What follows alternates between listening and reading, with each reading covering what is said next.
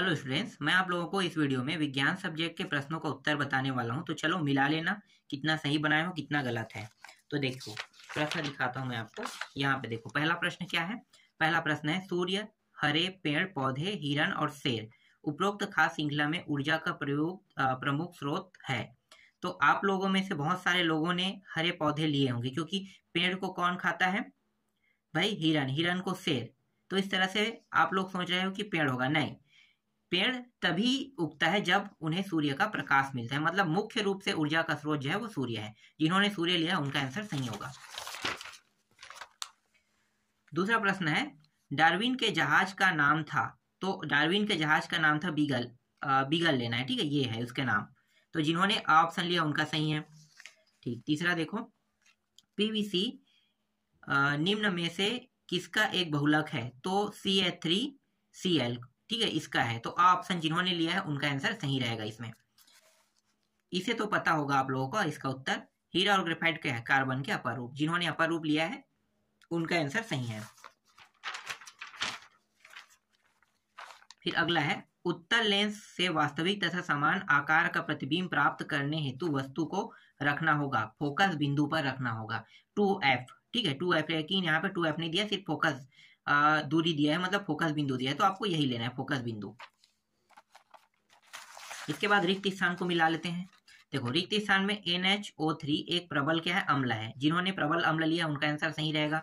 भौतिक अवस्था में परिवर्तन के लिए पदार्थ द्वारा ली गई उष्मा को गुप्त उष्मा या प्रसुप्त उष्मा। देखो प्रसुप्त भी लियो तो भी सही है, गुप्त भी लियो तो भी सही है, ठीक है।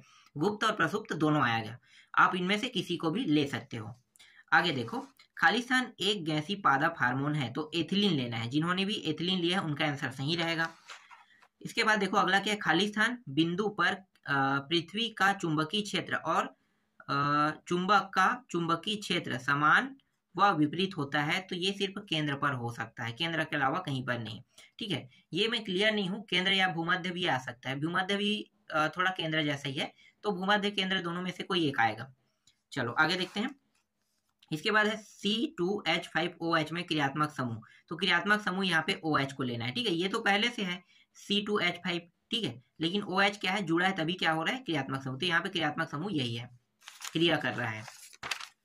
आगे देखो, अब इसको मिला लेते हैं। इमली टार्टरिक अम्ल है। कार्बोनेट एस को हम चूना पत्थर को कहते हैं। क्रेडा नवनीकरण ऊर्जा स्रोत है। उत्तल दर्पण जो है ये है आभासी प्रतिबिंब है। उत्पादक जो है प्रथम पोषक स्तर को कहते हैं। तो इस तरह से जिन लोगों ने मिलाया उनका आंसर सही रहेगा, ठीक है। इसके बाद देखो, जैव घटक किसे कहते हैं, जीवाश्म ईंधन किसे कहते हैं? बहुत सरल सरल प्रश्न आया है, ठीक है। सुरेश एक दृष्टिबाधित छात्र है। वह किन किन सूचनाओं का प्रयोग कर अम्ल एवं क्षार की पहचान कर सकता है, ठीक है। सीरा क्या है? 2 नंबर के प्रश्न में, मतलब बहुत आसान आसान प्रश्न है। बड़े प्रश्न तो फंसे हैं, छोटे प्रश्नों के फंसने के चांसेस कम होते हैं, लेकिन 3 नंबर वाला फंसा है, 2 नंबर में कम फंसा है। विशिष्ट ऊष्मा, ठीक है, ये सब है।